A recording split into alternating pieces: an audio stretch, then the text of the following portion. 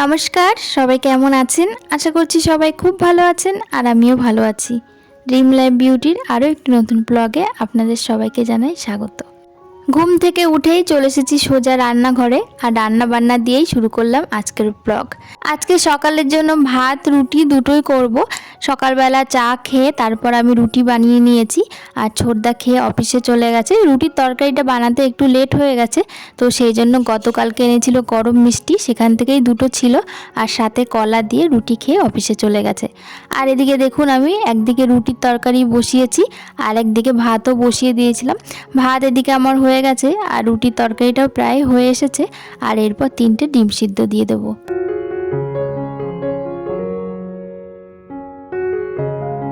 আজকে রুটির সঙ্গে 3-4 রকমের সবজি দিয়ে একটা তরকারি বানিয়েছি। এর মধ্যে কুমড়ো, পেঁপে, তারপর মটরশুঁটি, গাজর এগুলো ছিল আর আলু, এগুলো দিয়ে একটা এই যে সবজির তরকারি বানিয়েছি। গরম গরম এরকম তরকারি দিয়ে কিন্তু রুটি খেতে খুব ভালো লাগে আর এটা কিন্তু খাওয়া খুব স্বাস্থ্যকর। তো যাই হোক, এদিকে তো রুটি আমি আগেই বানিয়ে নিয়েছিলাম, তো এখন মেজদাকে খেতে দিয়ে দেবো। মেজদা সকালবেলা ভাত খেতে চায় না আর আমরা আবার ভাত খেতে পছন্দ করি, তো দুজনের জন্য ভাত বসিয়েছি আর বাকি সবার জন্য রুটি বানিয়েছি। তো মেজদাকে এদিকে খেতে দিয়ে তারপর ছেলেকে খাওয়াবো। ও আবার রুটি খেতে চায় না, ভাত হলে ওর ভালো হয়, তো সেজন্য ওকে ভাত খাইয়ে দেবো। আর অল্প করেই সকালবেলা ভাত রান্না করেছি, কারণ ঠান্ডা ভাত দুপুরবেলা আবার খেতে ভালো লাগে না, তো সেই জন্য দুপুরে আবার গরম গরম ভাত করব। তো এই যা ভাত রান্না হয়েছে এর মধ্যেই 3 জনের হয়ে যাবে, তো ছেলেকে খাইয়ে দেবো আর আমিও একটু খাবো। অল্প করে ভাত খেলে যেন ভালো লাগে, রুটি খুব একটা ভালো লাগে না, তবে রাতের দিকে রুটি হলে আমার ভালো হয়।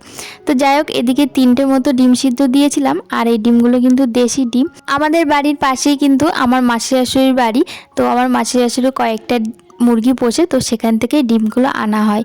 তো যাই হোক, এদিকে 3টে ডিম মতো সিদ্ধ দিয়ে দিয়েছিলাম, এগুলো ছাড়িয়ে নিচ্ছি। ছাড়িয়ে নিয়ে তারপর ছেলেকে ভাতটা খাইয়ে দেবো।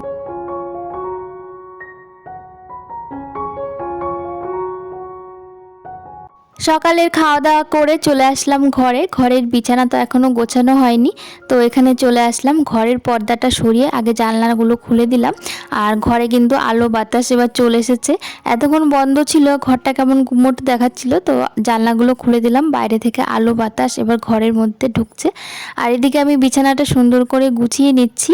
এখন কিন্তু একটু গরম পড়ে গেছে, সেরকম আর শীত নেই, তবুও যেন কম্বল লাগে।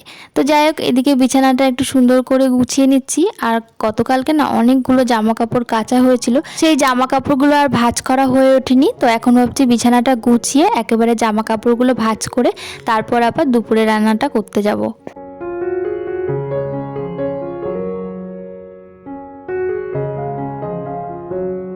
গতকালকে তো কিছু জামা কাপড় কেচেছি আর তার মধ্যে ছিল ছেলের জামা কাপড়। ছেলের জামা কাপড় তো প্রতিদিনই থাকে, তবে একদিন যদি কাচা না হয় বেশ কিছু জামা কাপড় একসঙ্গে জমে যায়। তো কিছু জামা কাপড় তো কাচা হয়েছিল, তার সঙ্গে ওই যে আগের দিন যে বিছানার চাদরটা পাল্টে রেখেছিলাম সেদিন তো আর কাচিনি, গতকালকে একদম গরম জলে ভিজিয়ে তারপর সুন্দর করে বিছানার চাদরটা কেচে দিয়েছি। তো এখন সেই সমস্ত বিছানার চাদর আর ছেলের যা জামা কাপড় আছে এগুলো ভাঁজ করে জায়গার জিনিস জায়গায় রেখে তারপর দুপুরে রান্নাটা শুরু করব। দেখবেন জামা কাপড় কাচার পর সঙ্গে সঙ্গে যদি ভাঁজ না করা হয়, সেই জামা কাপড়গুলো যে কোথায় রাখবো বুঝতে পারি না। সেই না বুঝতে পেরে সেই একপাশে খাটের কোনায় রেখে দিই, তা নয়তো কোনো বা চেয়ারে জড়সড় করে রেখে দিই, দেখতে ভীষণ খারাপ লাগে। তো সেই জন্য চেষ্টা করি সাথে সাথে ভাঁজ করে নেওয়ার, কিন্তু অনেক জামা কাপড় হলে সাথে সাথে ভাঁজ করতে গেলে না অনেকটা সময় লাগে, অন্য কাজ করে ওঠা হয় না। ফাঁকা টাইম দেখে যদি জামা কাপড়গুলো ধীরে সুস্থে সুন্দর করে ভাঁজ করে গুছিয়ে রাখা যায় তাহলে খুব ভালো হয়, তবে সবসময় আবার ইচ্ছে হয়ে ওঠে না, তো ওর জন্যই জড়সড় হয়ে থাকে। তো এখন এই যে জামা কাপড়গুলো ভাঁজ করে জায়গার জিনিস জায়গায় আগে রাখবো। আমার আগের ব্লগে স্মাইলি দীপা থেকে কমেন্ট করেছে, খুব ভালো লাগলো ভিডিওটা দিভাই। Thank you so much Dipa, এইভাবে আমার পাশে থেকো। দা কুন্ডু ফ্যামিলি থেকে লিখেছে, খুব সুন্দর হয়েছে ভিডিওটা। থ্যাংক ইউ সো মাচ, তুমিও এইভাবে আমার পাশে থেকো। আরেকটি আইডি থেকে কমেন্ট করেছে একজন দিদিভাই, রান্নাগুলো খুব ভালো হয়েছে। Thank you so much. আর তোমার আইডির নামটা না আমি ঠিকমতো পড়তে পারলাম না, ওই জন্য নামটা বলতে পারলাম না। তো যাই হোক, এদিকে দেখুন একে একে জামা কাপড়গুলো প্রায় আমার ভাঁজ করা হয়ে গেছে। আর এবার বালিশের কভারগুলো ভাঁজ করে তারপর বিছানার চাদরটা ভাঁজ করে জায়গা জিনিস জায়গায় রাখবো। ওদিকে মেজদা গেছে বাজারে, কি মাছ আনে সেটাই দেখবো, তারপর তো দুপুরে রান্না বান্না হবে। আর ছেলে কিন্তু বাইরে দিয়ে খেলাধুলা করছে, তো ওকে ভাবছি ভাবছি একেবারে স্নান করিয়ে তারপর রান্নাটা শুরু করব।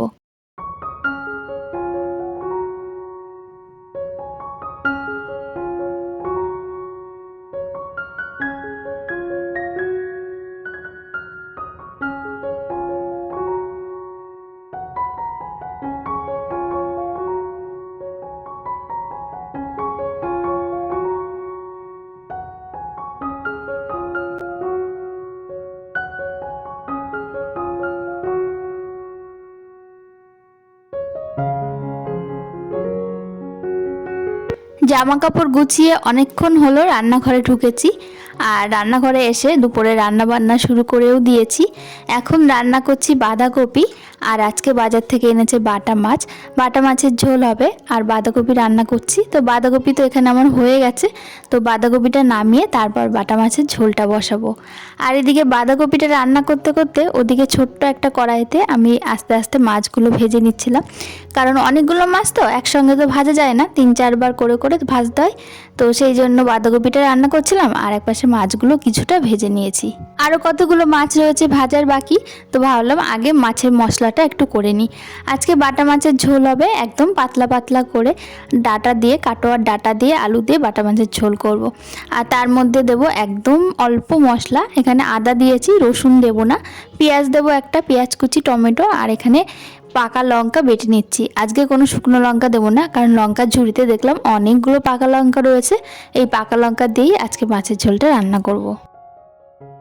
অনেক তো হয়েছে ছোট মাছ খাওয়া, তারপর কাতলা মাছ খাওয়া, বেশ কয়েকদিন হয়েছে কাতলা মাছ আবার রান্না হয় না। এখন কিছুদিন এই বাটা মাছই চলছে আমাদের বাড়িতে, আর বাটা মাছ সবাই পছন্দ করে, শুধু আমার ছেলের খেতে একটু অসুবিধা হয়, মানে ধীরে সুস্থে বেছে বেছে তবে ওকে খাওয়ায়।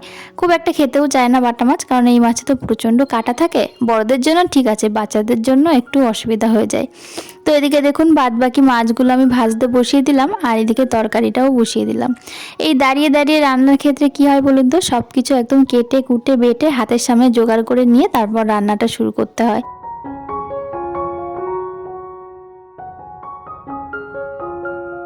এদিকে আমার মশলাটা খুব ভালো করে কষানো হয়ে গেছে আলু দিয়ে আর ডাটা দিয়ে। এবার পরিমাণ মতন ঝোল দিয়ে দেবো আর তারপর ঢাকা চাপা দিয়ে দেবো।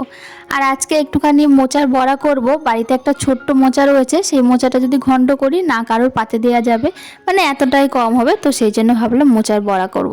আর এদিকে দেখুন মেজদা ফল কেটে দিয়ে গেছে, রান্না করতে করতে একটু ফল খেয়ে নিচ্ছি।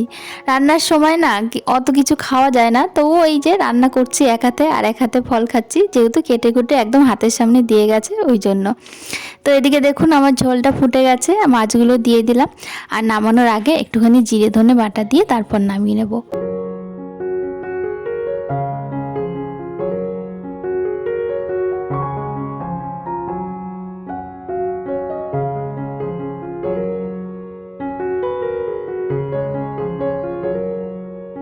মাছের ঝোল এদিকে আমার হয়ে গেছে, মাছের ঝোলটা নামিয়ে নিয়ে এইবারটা বড়া বানাবো।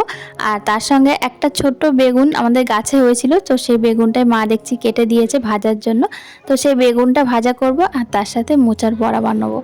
মোচাটা আমি খুব ভালো করে একটু সেদ্ধ করে নিয়েছি, আর এর মধ্যে দিয়ে দেবো একটুখানি পেঁয়াজ কুচি, লঙ্কা কুচি আর রসুন কুচি দিয়ে তারপর চালের গুঁড়ো আর তার সঙ্গে বেসন দিয়ে ভালো করে মাখিয়ে তারপর বড়াটা বানাবো। সত্যি বলতে মোচার বড়াটা যে এত ভালো খেতে হয়েছিল, মানে দোকানে যে মোচার বড়া পাওয়া যায় তার থেকেও সুন্দর, মানে দারুণ খেতে হয়েছিল। দোকানে অবশ্য পুরোটা মোচা দেয় না, ওর মধ্যে অনেক কিছু দেয়, কিন্তু বাড়িতে এই যে মোচার বড়াটা বানিয়েছি আজকে, এত ভালো হয়েছে খেতে কি বলবো। যদিও এই ভিডিওটা খাওয়ার পরেই আর কি এডিটিং করছি, ওই জন্য বলতে পারছি। মোচার বড়াটা যাতে গরম গরম খাওয়া যায় তার জন্য একদম সবার লাস্টে আমি মোচার বড়াটা বানিয়ে নিচ্ছি। আর ওদিকে সবাই গেছে স্নান করতে, আর বড়াটা গরম গরম নামিয়ে সবাইকে খেতে দিয়ে দেবো। তো চলুন আজকের ব্লগটা এখানেই রাখছি। আজকের ব্লগটা আপনাদের কাছে কেমন লাগলো অবশ্যই কমেন্টের মাধ্যমে জানাবেন, যদি ভালো লাগে একটা লাইক করে দেবেন। আর আজকে কি কি রান্না করলাম চলুন ফাইনাল লুকটা আপনাদের সঙ্গে শেয়ার করি।